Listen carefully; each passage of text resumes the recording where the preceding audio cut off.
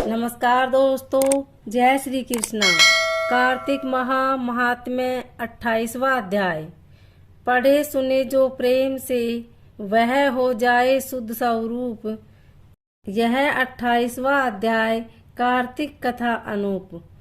धर्मदत्त ने पूछा, मैंने सुना है कि जय और विजय भी भगवान विष्णु के द्वारपाल हैं। उन्होंने पूर्व जन्म में ऐसा कौन सा पुण्य किया था जिससे वे भगवान के समान रूप धारण करके वैकुंठ धाम के द्वारपाल हुए। दोनों पार्षदों ने कहा, ब्रह्मांड पूर्व काल में तृणबिंदु की कन्या देवहूति के गर्भ से महर्षि कर्दम की दृष्टि मात्र से 2 पुत्र उत्पन्न हुए। उनमें से बड़े का नाम जय और छोटे का नाम विजय हुआ। पीछे उसी देवहूति के गर्भ से योग धर्म के जानने वाले भगवान कपिल उत्पन्न हुए। जय और विजय सदा भगवान की भक्ति में तत्पर रहते थे।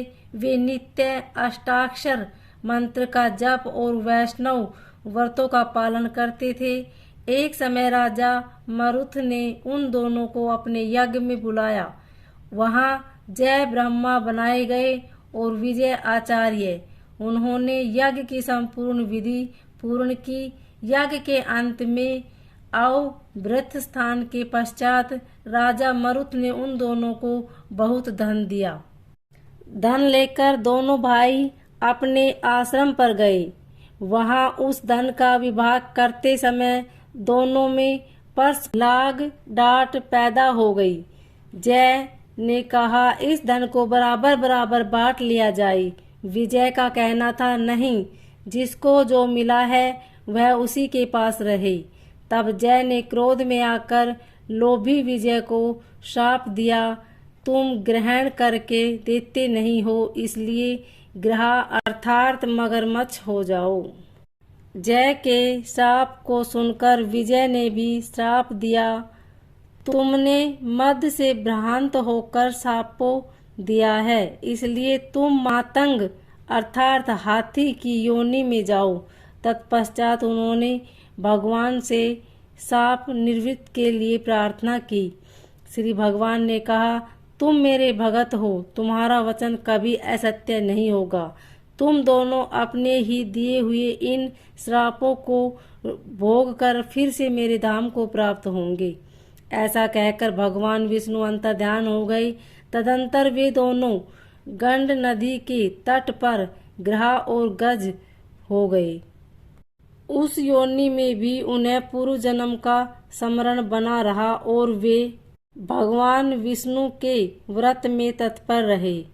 किसी समय वह गजराज कार्तिक माह में स्नान के लिए गंड नदी गया, तो उस समय ग्रह ने शाप के हेतु को स्मरण करते हुए उस गज को पकड़ लिया। ग्रह के पकड़े जाने पर गज राज ने भगवान रमानाथ का स्मरण किया। तभी भगवान विष्णु शंख चक्र और गदा धारण किए वहां प्रकट हो गए। उन्होंने चक्र चलाकर ग्रह और गजराज का उद्धार किया और उन्हें अपने ही जैसा रूप देकर वैकुंठ धाम को ले गई। तब से वह स्थान हरि क्षेत्र के नाम से प्रसिद्ध है। वे ही दोनों विश्व विख्यात जय और विजय हैं, जो भगवान विष्णु के द्वारपाल हुए हैं। धर्मदत्त, तुम भी ईर्ष्या और द्वेष का त्याग करके सदैव भगवान विष्णु के व्रत में स्थिर रहो। समदर्शी बनो। कार्तिक माघ और वैशाख के महीने में सदैव प्रातः काल स्नान करो। एकादशी व्रत के पालन में स्थिर रहो। तुलसी के बगीचे की रक्षा करते रहो। ऐसा करने से तुम भी शरीर का अंत होने पर भगवान विष्णु के परम पद को प्राप्त होगे। भगवान विष्णु को संतुष्ट करने वाले तुम्हारे इस व्रत से बढ़कर न यज्ञ है, न दान है और न तीर्थ है। प्रियवर, तुम धन्य हो, जिसके व्रत के आधे भाग का फल पाकर यह स्त्री हमारे द्वारा वैकुंठ धाम में ले जाई जा रही है। नारद जी बोले, हे राजन, धर्मदत्त को इस प्रकार उपदेश देकर वे दोनों विमानचारी पार्षद उस कलहा के साथ वैकुंठ धाम को चली गई। धर्मदत्त जीवन भर भगवान के व्रत में स्थिर रहे और देहावसान के बाद उन्होंने अपनी दोनों स्त्रियों के साथ वैकुंठ धाम प्राप्त कर लिया। इस प्राचीन इतिहास को जो सुनता है और सुनाता है वह जगदूर भगवान की कृपा से उनका सानिध्य प्राप्त कराने वाली उत्तम गति को प्राप्त करता है। बोलिए श्री हरि विष्णु भगवान की।